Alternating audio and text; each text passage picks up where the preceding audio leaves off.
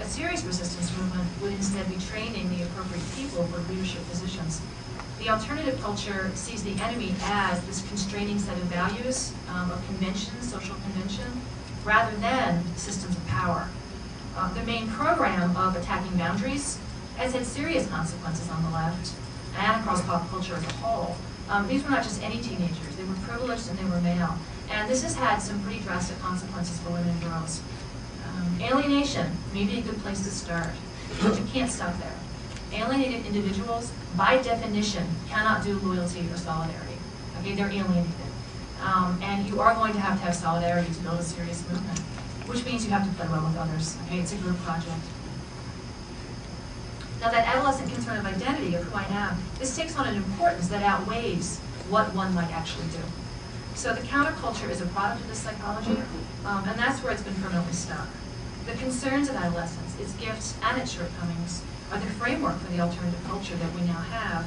Those community norms and those behaviors have become accepted across the left in a process that Theodore Roszak calls a progressive adolescentization of dissenting thought and culture. So this is the motto of the Wandervogel. No joke. Same characters, different costumes. We have Abby Hoffman, Revolution for the hell of it.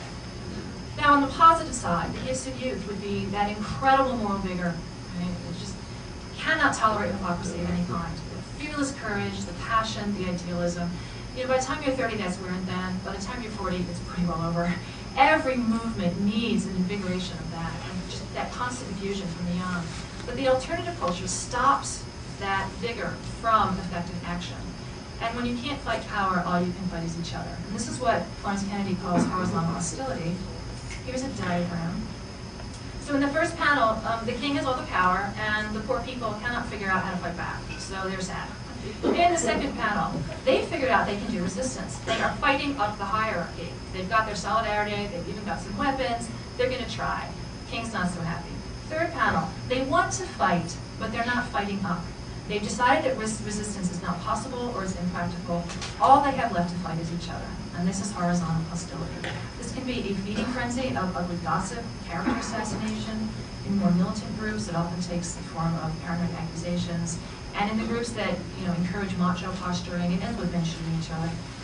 Not a pretty thing. But this is the problem. If all you can fight is each other, if all you're going to do is vertical fighting, and you don't fight up, yes, then examining the minutiae of people's personal lives feels like a righteous activity. But honestly, it seems like more like junior high school. Well, there's a reason. So the final problem with the alternative culture, the Wandervogel created this image of the peasant. Okay? So these were people who supposedly were authentic, they were anti-rational, and they lived in a state of nature. Now there were actual peasants in Germany. This bore no relation to their lives. They could have used some solidarity, but the Wandervogel project was not about solidarity. So they get transplanted to the United States. Well, there aren't actually peasants in the United States. So two groups of people get pressed into service for the psychological needs of the privileged. And this generally is African Americans and Native Americans. And so you have a craft like this. Native Americans especially get cast as emotional, natural, authentic. I'm hoping I don't have to explain how offensive this picture is. So on the alternative side, cultural appropriation is certainly the norm. If we had a true oppositional culture, obviously the cultural reclamation, the protection of sacred ceremonies would be a #1 task, as well as building solidarity across those differences. Okay, so let me tell you how this works in a successful resistance movement. The people over 30 have laid a lot of the groundwork, usually for a generation or two. In the civil rights movement, you had the Harlem Renaissance and the Pullman Porters. That's the bridge between slavery and the civil rights movement. They take a culture of survival and they turn it into a culture of resistance. So they're building self-respect, cultural pride, political experience, and material resources. And all four of those are really important. So it's like they're piling up all this driftwood, and they're even sprinkling some lighter fluid around on it. And all of that is really necessary. And then somebody strikes the match, and it's always the young. So you get the 4 college students who are willing to sit down at the lunch counter and face the angry mob. The 4 students who kicked us off, actually, most of them, the 3 of them had known each other since childhood. They were college roommates. 2 of them had been trained at Highlander, at the school there. So this doesn't just spontaneously arise. I mean, really, this has been 2 or 3 generations of planning. That's not in any way to detract from the courage of those 4 students who started. And it's really important to recognize that it's always the young who strike that match. Okay? That's where you get the courage each and every time. So here's the college students. Then you get even younger kids. So this was the Children's Crusade. And these pictures electrified the world. I mean, the fact that anybody would turn a fire hose on a 12-year-old is pretty appalling. And then even younger children. So here we've got little Ruby Bridges single-handedly segregating the Louisiana public school system. If you don't know her story, she has a memoir, but yeah, a 6-year-old.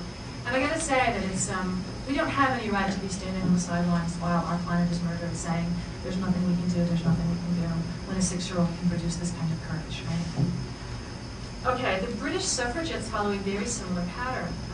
You've got 3 generations of people who were engaged in suffrage, labor concerns, and abolition. So there's this whole sort of ferment of revolutionary activity going on.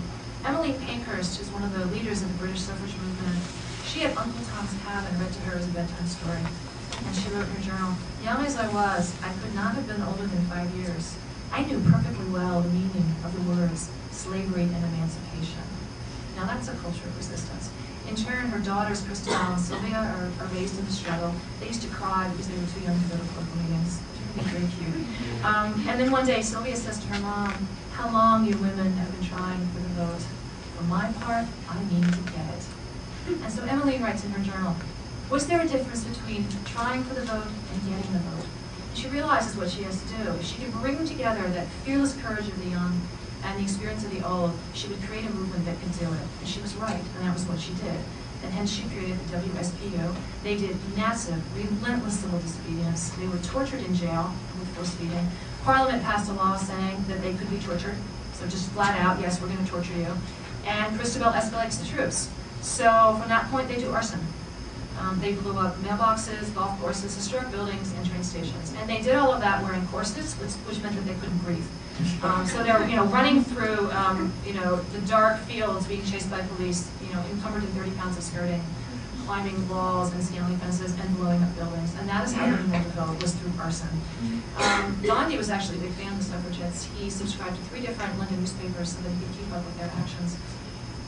So, yeah, that was how they did it. They were brilliant strategists, and they were loved by their movement. Now, the left now has this terrible tendency to cannibalize their leaders. This was not always the case. This is Emmeline. And that has everything to do with those cultural norms created by the adolescent brain. There's this knee-jerk reaction to all authority, rather than valuing the people who can be our leaders. So resistance movements need a constant infusion of courage and idealism, whether they give to youth. They also don't, they don't get anywhere without that, but what they also need is the experience, the stability, and the long-range planning that adults bring. So this is the take-home point. Cultures of resistance are always multi-generational, because you need both sides of that. Breaking the natural bonds between the young and the old, it means that political experience never accumulates. What it also means is that the young right now are not being socialized into a culture of resistance. They're being socialized into this incredibly toxic culture created by corporate America, which wants us cruel, stupid, and ugly, and frankly, they're winning. That culture has everything to gain by destroying our capacity for community, let alone our capacity for resistance. What we need is organized political resistance. So the task of an activist is not to navigate around systems of oppression with as much personal integrity as possible. It's to dismantle those systems.